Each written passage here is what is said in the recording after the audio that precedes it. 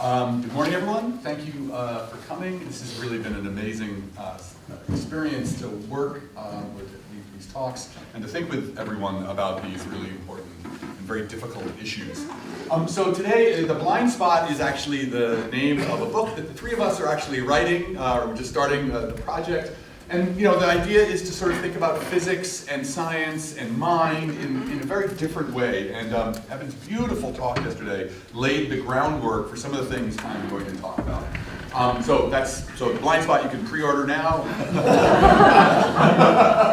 But I'm very excited about it. So the subtitle, though, is Time and Experience. I want to talk about how physics different ways of approaching the ideas of particularly ultimate reality in science. So this is a book I have. I remember finding it, when I was maybe not a graduate student, but I just love the title. Like, what an amazing title, Science and Ultimate Reality.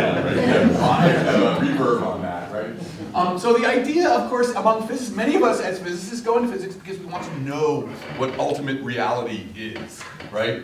Physicists, we think what we're doing is we wanted to provide an account for nature at its deepest level, its basal structure. I'm going to come back to that a bunch of times. And clearly this is a quasi-religious, if not religious, impulse. I mean, of course, most physicists say, oh no, it has nothing to do with religion. But where does it originate from to want to know the basal, structure of reality? So, I want to talk about the way physicists we've been thinking we're doing this, and the biases that maybe come into it, and the trouble that comes from it.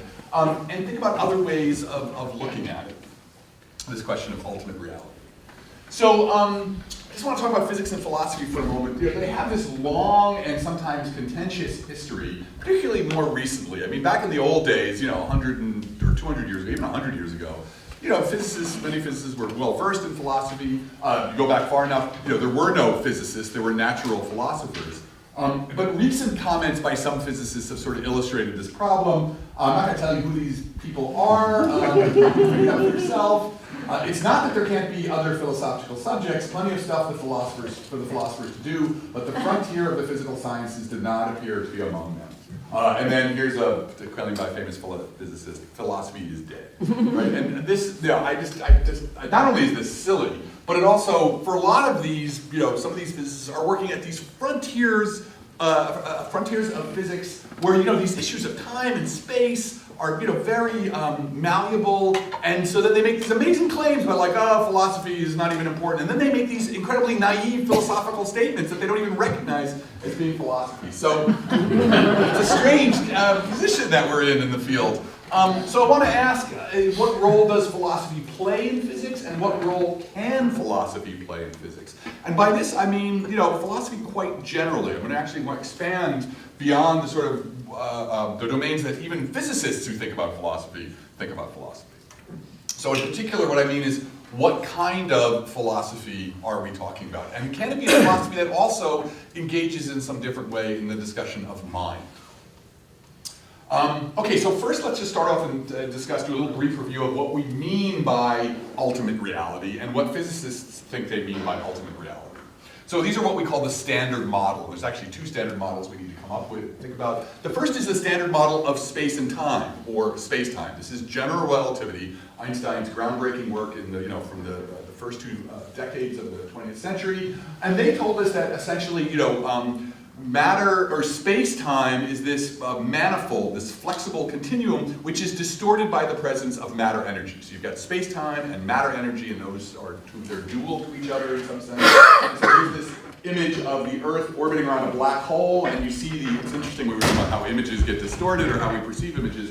The image of the Earth gets distorted because the light from the reflecting off the planet has to travel through space-time, which is itself bent. So this idea that this was a radical idea that space-time, so the framework of reality is kind of like a stretchable fabric.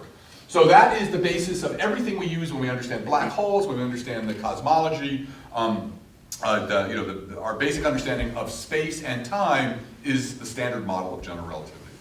Now, what is in space and time? Well, it's stuff, right? It's matter. Now we know that matter, we should really think of it as matter and energy. Well, what is that? Well, so there's a standard model of particle physics, which is a complete census, almost, of normal matter and the forces that it operates under. So we've got quarks, and there's 6 different kinds of quarks, and we've got leptons, and there's 6 different kinds of leptons, and there are 4 different kinds of forces by which these particles will respond. Okay? And that pretty much is it. And it's a beautiful theory. It is, it is magisterial in its account for the world. Now there are some problems with it in the sense that we know that there's now dark matter. We don't know what dark matter is, but this really, we don't want to understate what an important achievement this was. So we have a standard model for matter. We have a standard model for and the forces between matter, different types of matter, and we have a standard model for space and time, which is the container or the stage on which the drama of this matter will play. So the interesting thing about this was that pretty much the last piece of the standard model was put into place in 1964. Okay, that was the Higgs boson, right? That was the prediction of the Higgs boson was made in a series of 3 papers in 1964. And since then, people have been searching for what comes after the standard model, because the standard model doesn't embrace everything. In particular, there's about 20 constants that go into the standard model, and this is very much more Marcello's field than mine, but there are these 20 constants which you have to sort of put in. You make measurements and you get these numbers and you stick them into the models. And the question is, well, what determined those numbers? So people have always thought that there's something deeper than the standard model. And so the idea that for decades now has been supersymmetry. The idea that every particle that we know of has a symmetric pair in terms of, remember we talked about quarks and leptons, every quark has a symmetric lepton-like pair. And so people put enormous amount of energy into this idea of supersymmetry. This was really thought to be the next step beyond the standard model. And in particular, it's all of these new particles that it predicts. It was thought to be that was what dark matter was. I'm not going to go into what dark matter, you guys probably heard about it. We can come back to it later if people have questions. So this was the idea, that this was going to be where we were going to go beyond the standard model. It was going to be awesome. There's thousands of papers written on this.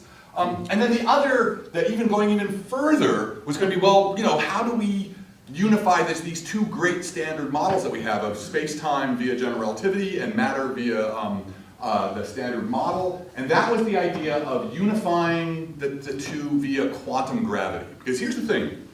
The particle physics models are all fully quantum. We know that the world at the smallest scale breaks up into, discrete packages, which is what quantum means.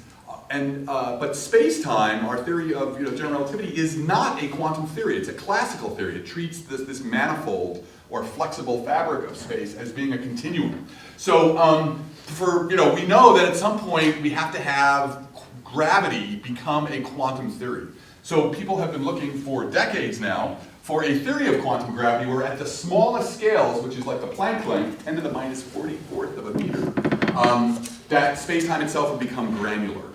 So people have been looking for this. This is our holy grail. And in some sense, the answer is we don't have it. We failed, right? On some level. I want to be careful, I don't want to be too strong about the idea of failure, but on some level we have.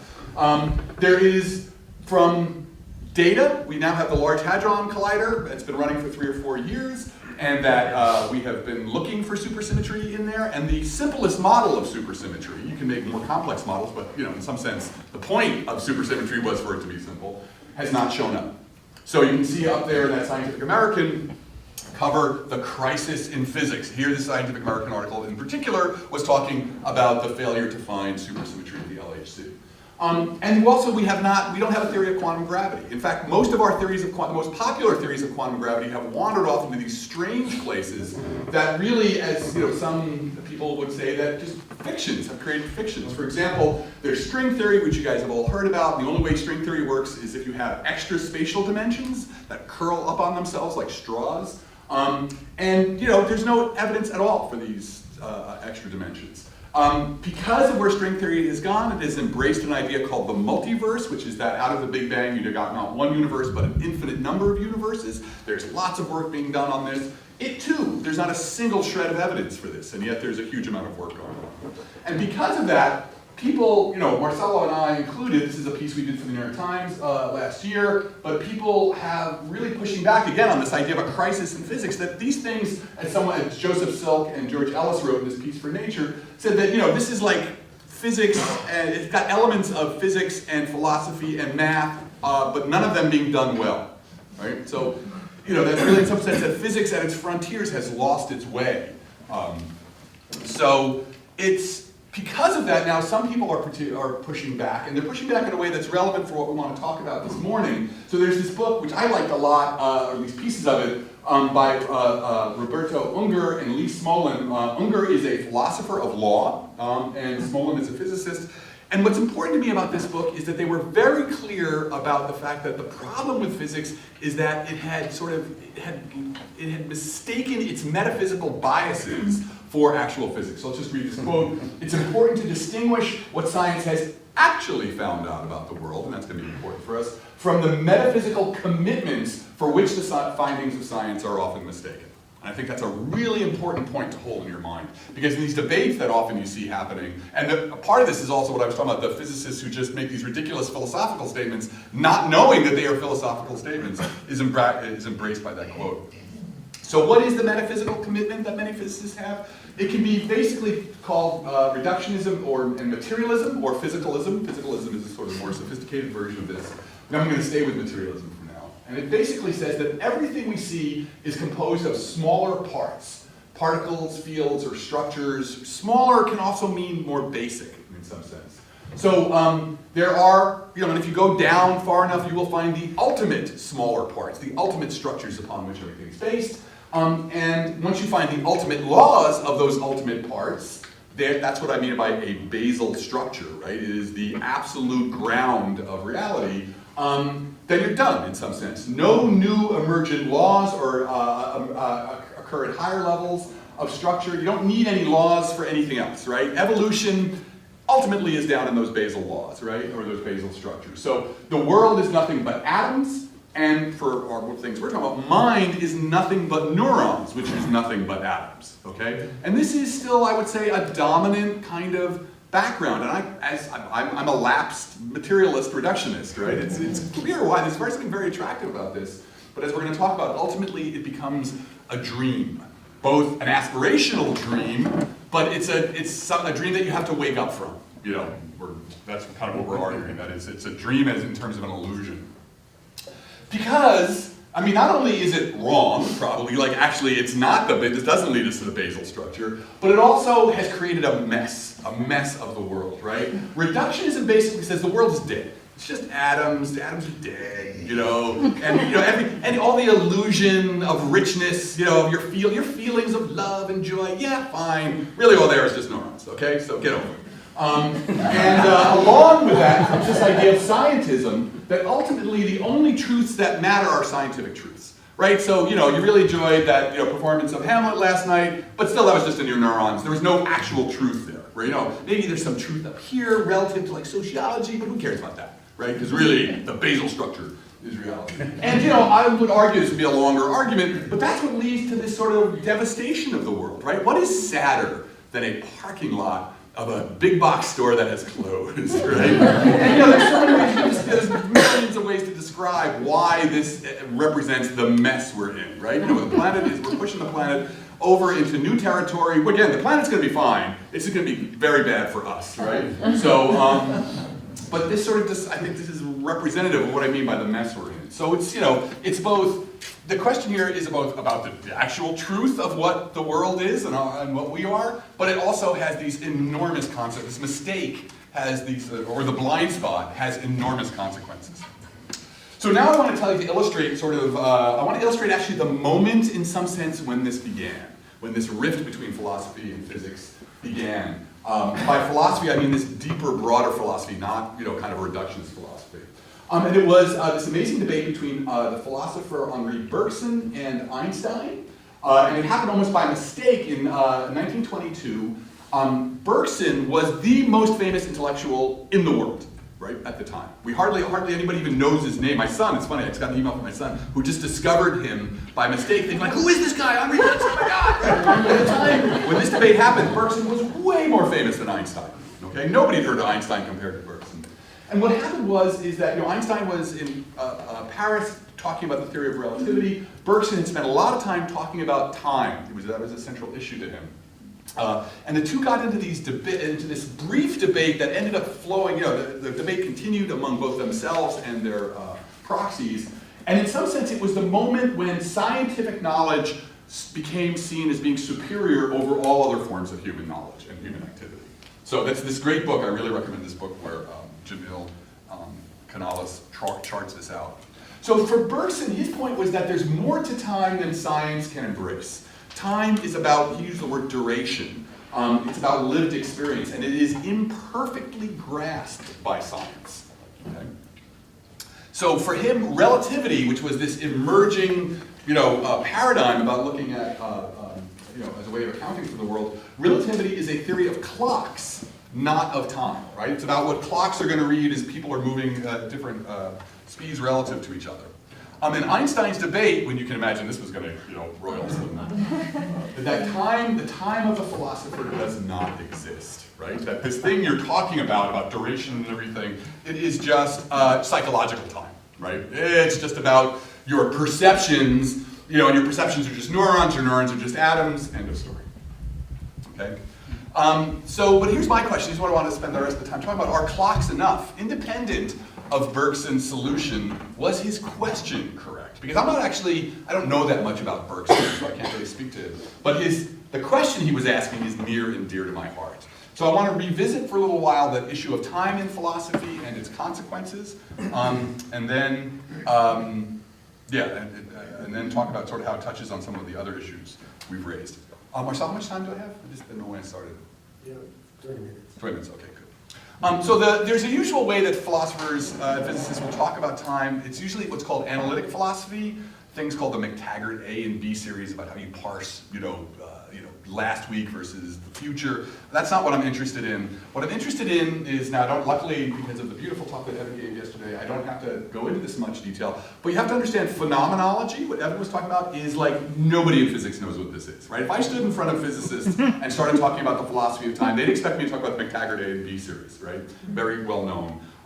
Most of them wouldn't even know what that is. But if I talk about phenomenology, they'd be like, what? And yet, so there's this, entire branch, continental philosophy, which just never appears in the discussion of philosophy and science. And that's a bummer because there's really a lot there for us if we can figure out how to make the leap. So, we've already talked about this yesterday, I don't have to go into it in great detail. People like Husserl, Heidegger, Merleau-Ponty were articulating this very different approach, and they were interested in the verb to be. Right, which I think is very much at the root of what we're trying to ask about. And what they were attempting was to develop methods for exploring the act of being a subject, right? So subjectivity in physics is really a bad word, right? You want to eliminate subjectivity as much as possible. It's not, it's an illusion, it's not important to us. But for phenomenology, it's the central question. What does it mean to be a subject? What is being, right? So this is one definition which maybe isn't so great. Phenomenology attempts to create conditions for the objective study of topics usually regarded as subjective. So here's my big claim, and here's the big claim, that I'm willing to go to my colleague physicists and have them throw eggs at me for it, is that experience is irreducible. And to me, that's what makes phenomenology so exciting, right? It says that, look, the thing that is basal, the true basal structure, is your experience. Everything happens within this horizon we talked about yesterday. And any attempt to deny that is to create sort of fantasies for yourself, or fictions. They may be useful fictions, but the true basal structure is experience, and you can't break it up into smaller parts. It has to be taken as a whole. I love that quote about Husserl's idea that the world is one, but not in a way that it could be two. Right? I think that perfectly expresses what we're trying to do. And this is what I think is at the root of contemplative practice is the non-duality. Whatever that means, is where you're shooting for. So the important thing here is the primacy of perspective. For me, the phenomenological stance is useful because it entails, there's two things that are important. The first is you just can't escape from perspective, right? You're going to live your whole life looking out through your eyes. You always have a perspective. And then two, that experience is a totality. It's a unity, again, this idea, it's one that cannot be imagined as two.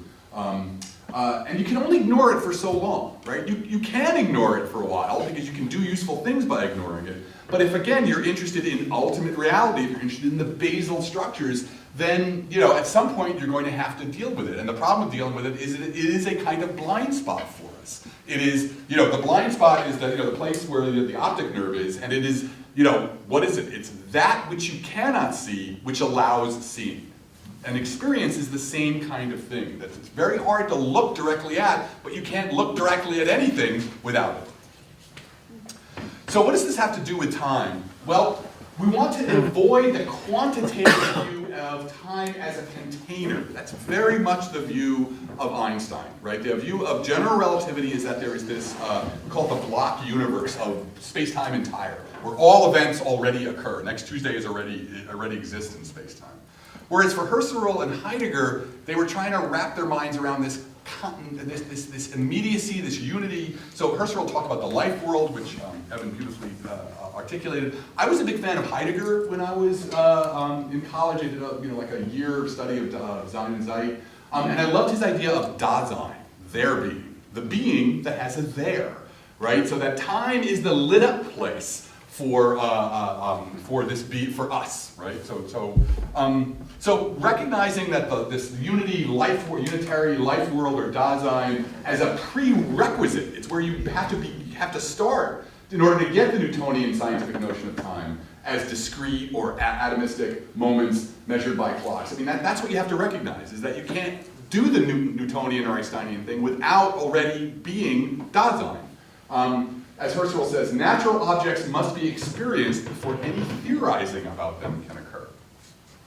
So this points to this idea of what the objective frame. Physicists, what we want, is to read the mind of God. We want to think God's thoughts. We want the objective view. But I think what this really points to is that you cannot have a view from nowhere. Okay, so I want to speak for a few minutes about the very idea of objectivity upon which science is based. So, experience and Dasein, experience and their being. So, reductionism versus non-reductionism leads us to, so let's first consider what the reductionist view is, right? So, here's a picture of a person viewing a boat, the boat's moving on a river, the river's moving. This is a typical way we analyze motion as physicists, right? So, the reductionist view says that human experience is situated within physics and science, right? There's the objective world with its objective laws, and human experience and the brain is just something that is, situated within that objective world, right? And psychological time is just happening inside that guy's head. But a non-reductionist account begins before these distinctions and systemizations occur. Again, this is why contemplative practice is so interesting in the idea of non-duality. So that's what it looks like, right? Compare that to this in some sense. How do I represent that, right? How do I represent this non-dual? And that's, I think, the interesting question we're going to have to approach as we try to really dig into this. Now, the interesting thing about non-reduction, and this is a word that Heidegger uses a lot, is circumspection. Remember, so part of the problem with the objective reality is I say, okay, everyone right now, I want you to imagine objective reality, right? So what are you doing, right? You're probably thinking of yourself maybe like floating above a planet or something, you're looking down on it, right? But you're always looking down on something. You're still just a disembodied head now. It's not your head looking at the world, it's a disembodied, it's God's head. But it's still a perspective, right? Because we don't even know what else to do. And so what Heidegger was articulating was this idea of circumspection. Somehow to do this, we're going to have to learn how to see, the world from a 360 or 4 pi steradian, view. And I love these kind of these images because they sort of very nicely demonstrate what we're talking about. And I think it's a great image of the horizon, right? Because here, where's the horizon? The horizon's there, but it's wrapped back on itself. And that's this question of the horizon is everything. You can't get out of your horizon. Right? There's just no way to experience, it's not even just to experience the world. The world is the horizon, right? So it's not like there's some outside, that's like the point I'm making about trying to imagine the objective reality. When you do it, you're really just imagining yourself with another horizon, okay? So circumspection, trying to approach circumspection in some way, which I think is what contemplative practice is one thing that trains us for, is an important characteristic of this. Is just another example of it. I like this one because the tree and the horizon of the green grass, because part of the mess we're in is we've taken ourselves out of the picture. We forgot that we're part of life, right? We're part of the biosphere. And that has, there's a way, so this thing cascades either up or down all the way to issues of the Anthropocene and climate change. I thought it would be worthwhile to mention just for a moment the way horizons appear, because we've talked a lot about horizons, particularly yesterday, how horizons appear in physics. So basically, and this is interesting to unpack, horizons are reflected in physics because of relativity, and they're really about locality. Because the speed of light is finite, what that means is that there's only so much of the world you ever get to know. There's only so much of the world that I am responding to now, and there's only so much of the world during my entire life, because my life is finite, that I'll ever get to experience, both experience directly or get signals from. So we talk about light cones. So this is you here, and these are two light beams heading into the future. These are two light beams coming from the past. And pretty much at this moment, the only parts of reality you know about are these down here. Everything over here right now is called elsewhere. And there's just, at this moment, it is beyond your horizon. You don't know anything that's going on out there. Now, of course, again, the idea of the horizon moves. As you move along in time, when you're up here in time, then you will be able to get signals from out there. Okay, so this horizon is constantly changing. Okay, so we can come back to that if people are interested. And then, of course, cosmically, we have a horizon. We only get 13.7 billion light years or so. It's actually more than that because of the expansion. I can never sort of work that out. But there's basically only so much of the universe that we get any signals from. So there's a cosmic horizon that we can't see past. So it's interesting to sort of, how can you parse this? How can we pull these into our discussions? Okay, so now what I want to do is I want to turn this question about physics and experience on its head, right? So the usual question that we ask is, how do we situate experience within physics?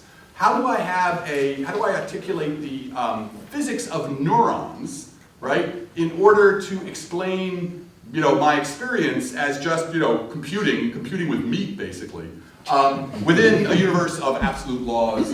Basically, the usual idea is I start with the basal structures, right, of physics, and I'm going to work my way all the way up to this computing engine in my head.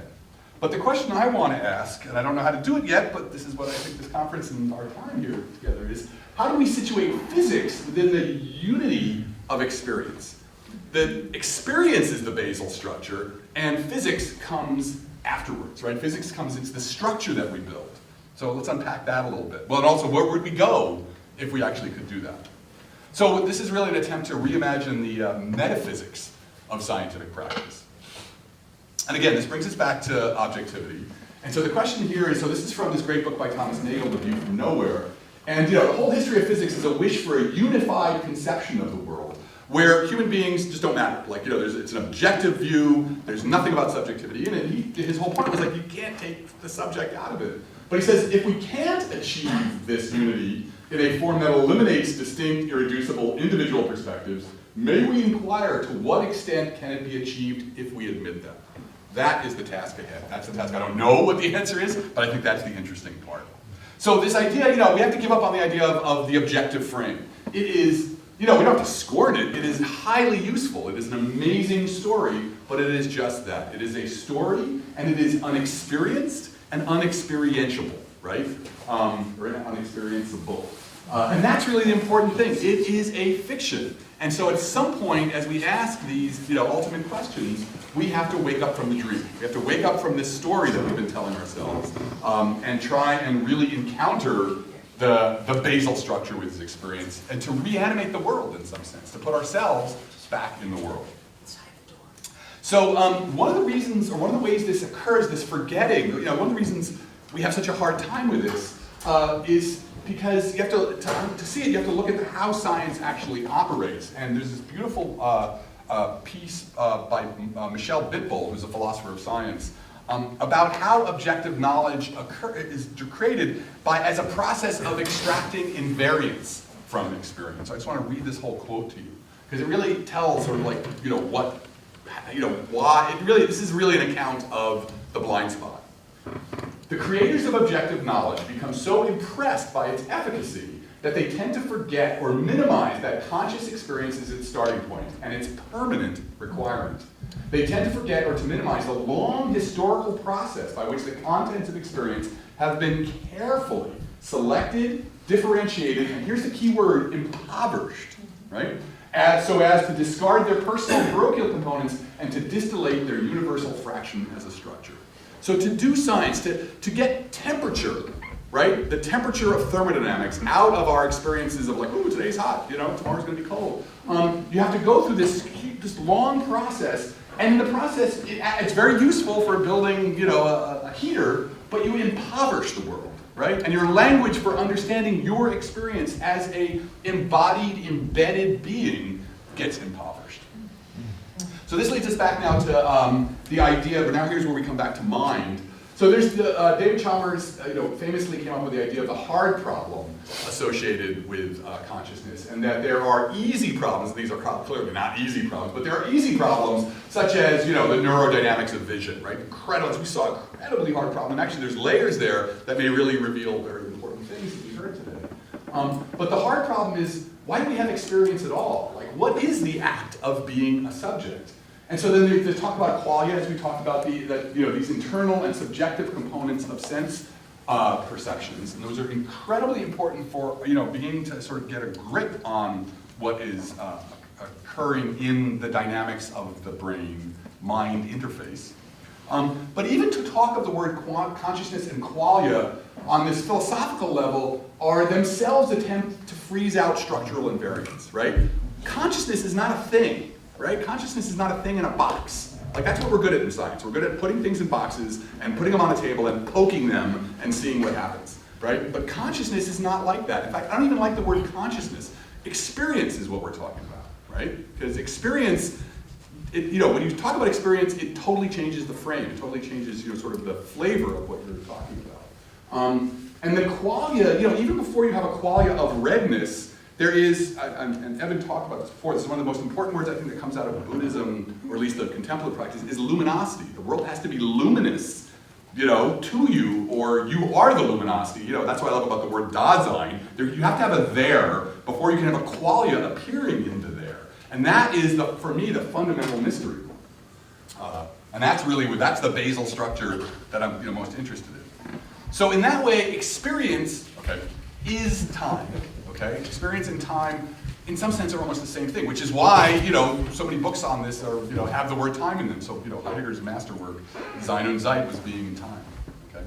So back to my big claim. Experience is irreducible. Time, in Bergson's sense, lies, in some sense, at the root of the hard problem. And so in this way, there is absolutely a time which is not the physicist's time, which is not Einstein's relativistic time. And who knows where we'd go if we actually, as physicists, if we actually embrace this, So now let me just touch briefly on the end about the ideas of, bringing contemplative practice into it. So the philosophical lineage that begins with Plato is, for me, lots of great things in there, but it's really introspectively impoverished. It is very outwardly focused. It's always about, the world and its appearances and what's actually out there. And I think this is because maybe, because of, the West was basically monotheistic. All the religions were monotheistic, which was that there was this super being, and you really wanted, the super being was the objective ontological framework. I wanted to read God's thoughts because God had set up the stage in which I was living. So, in Western philosophy, you get lots of people talking about the mind, but there was never a craft or a technique for actually deeply looking at the mind. So, one of the things that's very funny about, so many of the studies in psychology, et cetera, that happen is that they're done on college students, who probably are showing up stoned out of their mind from the night before. And, in general, when you're a college student, your mind is not particularly focused, right? So, how can we talk about the mind when the people were having, it's the idea of when I talk to physicists about this, it's like somebody were to walk into a physics class, an intro physics class, and go, whatever, walk out, and then, want to talk about physics for the rest of their lives. There's a certain way in which we can't develop methods of stabilizing attention. How can we know what it is we're talking about when we talk about the mind? So, clearly the civilizations of India and China, et cetera, did not have this problem, There are other problems, but this idea of the internal representations, internal stabilizing attention, distinguishing internal states was very important. Now, I want to be careful here because these waters are poisoned, okay? We definitely need to enlarge the library that we draw from, so people like Asanga, Nagarjuna, Dogen, because these cultures had thousands of years of, sort of looking at these questions of the nuances of experience. They have, I call it the many words for snow effect, right? There's just so much more. The language there is not impoverished. There's many subtleties about thinking about attention and experience. But the problem is that we have to overcome this legacy left over from quantum Buddhism, which is sort of the new age kind of groovy Tao physics sort of thing. And there's just a huge problem. You notice I'm not, I'm going to talk about mind, but I'm not even at all mentioning quantum mechanics, right? They're very interesting questions about quantum mechanics and mind. But, the problem is that just like for the culture as a whole, it sort of became this, so the problem with quantum mechanics is there's many interpretations, and what Fritjof Capra and those guys did was said, they took one and said, well, that's what quantum mechanics says. And that's what you can never, ever do. There's like 10 different interpretations of quantum mechanics. You could probably come up with your own, and we have no idea which one of them is the valid one. So you can never say, oh, that's what quantum mechanics says, okay? So we have to find a way of now, sort of bringing this into the discussion while, sort of, trying to get the bad taste that physicists have in their mouth because of the Tao physics. All right, so to end, this is my last slide or so. The idea of the unspeakable. I think one of the difficulties here that we have to approach is we're talking about the unspeakable, the boundaries between the expressible and the inexpressible. Now, of course, poetry, art, music, myth, they've all been living here the whole time. And this is why this is also a push against scientism. Scientism says, the narratives that native peoples have about their relationship with, the landscape, it's got to be reduced to ecology. If it's not ecology, I don't care. But the point here is that no, there's many different kinds of things that are true and true in different ways. And so I particularly, so I do koan practice, I've been doing it for a while. Every koan I get, I swear to God, I just stop and I have to laugh at my teacher. It's like, so like, okay, what's the new koan? Stop the sound of the distant temple bell. It's like, what are you talking about, What do you want me to do? Like, fine, hey buddy with the bell, shut up, The thing about the koans is you don't, the answer is demonstrated, right? You have to demonstrate your answer. It's not like, it's not like a homework problem. And it's because it goes back to this idea of the unspeakable. There's things you can't, the problem with the blind spot is like anything you say about it is immediately wrong in some sense, because experience is this irreducible whole, and the words are just these, these things we've developed, this technique we've developed to wrap saran wrap around individual parts of it. So, how do you do this in philosophy and physics? I can see some ways how you can do this in philosophy of mind and such, but with physics, I still get stuck. I still get stuck wanting to have a reductionist kind of approach. So does all of this lead to a clear path to physics? Yes? No. Just kidding. There is no. I don't really know how.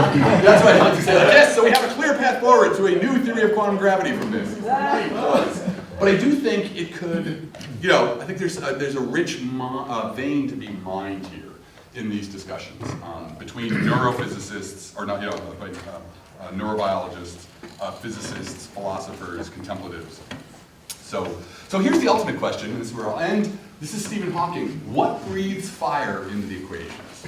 Right? So we've got these equations, which we think are the basal structures, right? But really, where's the luminosity come from that animates them? And so in some sense, it comes from us, right? Because of this realm of experience. So I will end there. Thank you very much.